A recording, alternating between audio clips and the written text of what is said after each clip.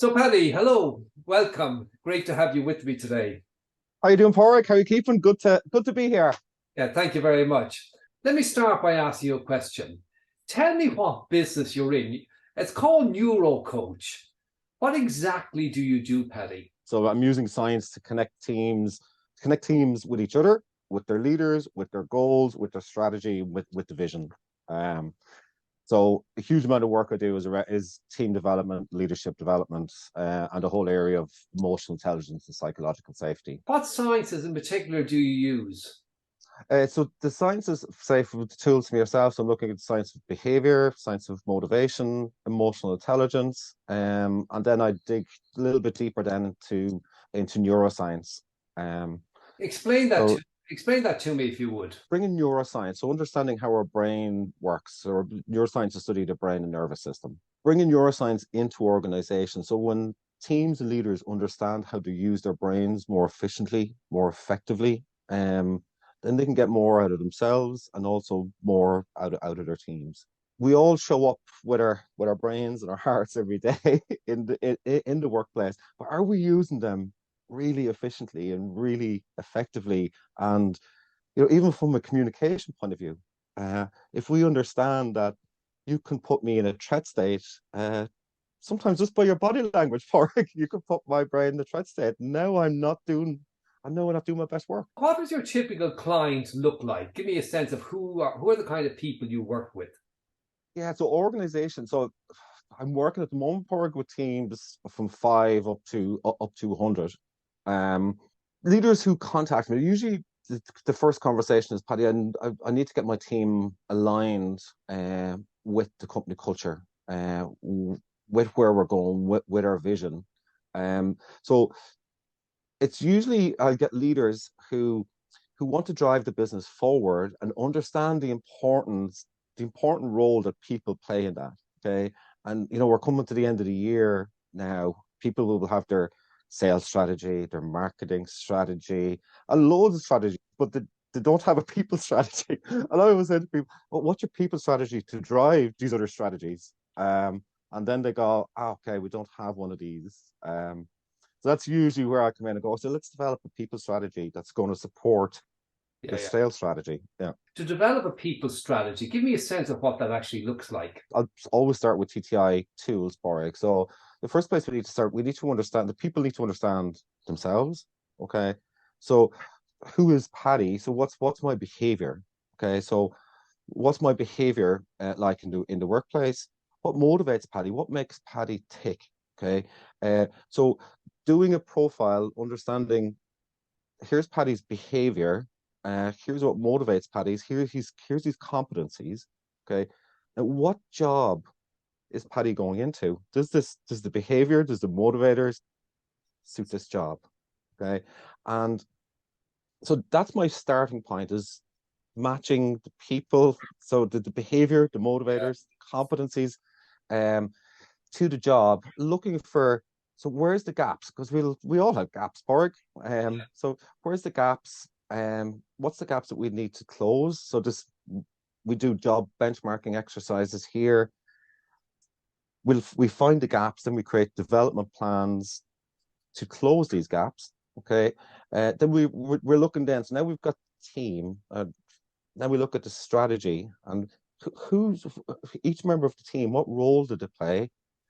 Give them clarity around the role they play um, in achieving these goals and achieving the strategy. So for me, using science to do this, Porg is key because we've got hard data. It's not fluffy stuff.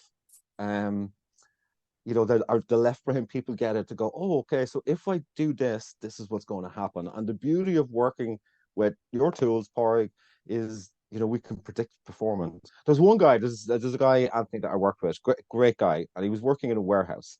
Porg did his profile, just his behavior, his motivators are all leaning towards sales. And I had a conversation with this guy, and have you thought about sales? He goes, no, no, no, Paddy, no, no, couldn't do it.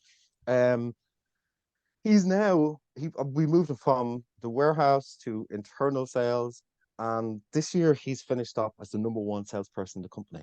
And when you ask them the question, and I assume you do, because I know you're a good guy, and you say to them, am I creating value for you? What is the value I'm creating? What do they tell you? Usually, so it'll come back down to there's an increase in team engagement, which results in increase in productivity and profitability. Going into organizations, connecting with people and connecting the teams together, and without sounding cheesy, so they can achieve more. But when we can really connect teams, that's when the magic happens. I'll talk to leaders. So what is the culture you want within your organization? Then do these team reports and go, okay, so the team reports, here's your current culture. Yeah. Here's where we are. Okay. What do we want to keep here? What might we need to change in order to drive the business forward? So yeah, the tools are great for just driving. They make everything so much quicker, Park. They do. That's it. So much quicker. So much quicker. That's a really good way of putting it. Last year, I had a couple of people. I've put her into this position, I put him there, and I go, it's not going to work. And they're going, no, well, I had a chat with them, Paddy. And they're happy. And I go, well, from a profile point of view, you're going to have problems in 6 months, and then in 6 months' time, you get the phone call going. Yeah, this hasn't worked. It hasn't worked. Yeah. Yeah. So it's been able to take.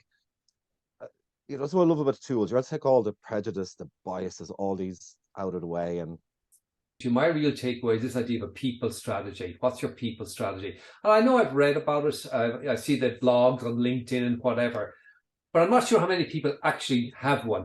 They develop a deep strategy. If people are aware of, okay, this is where I'm going, where they've got that path, now they're engaged, Parg. Now you've got retention.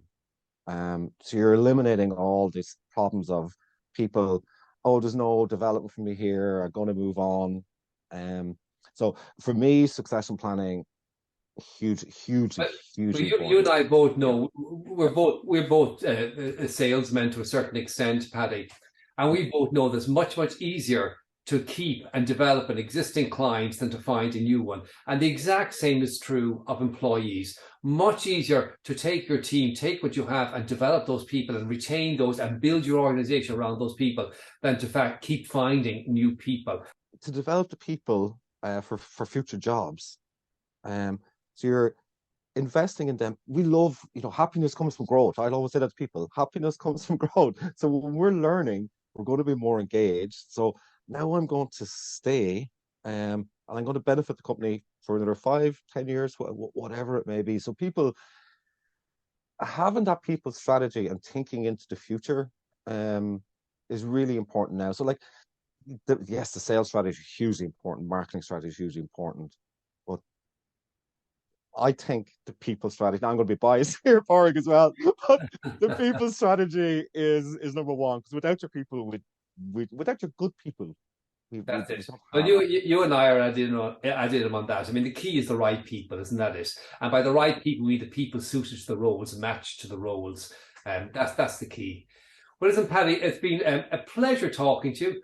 Yeah, thank you very much for your insights, and I wish you the very best of luck.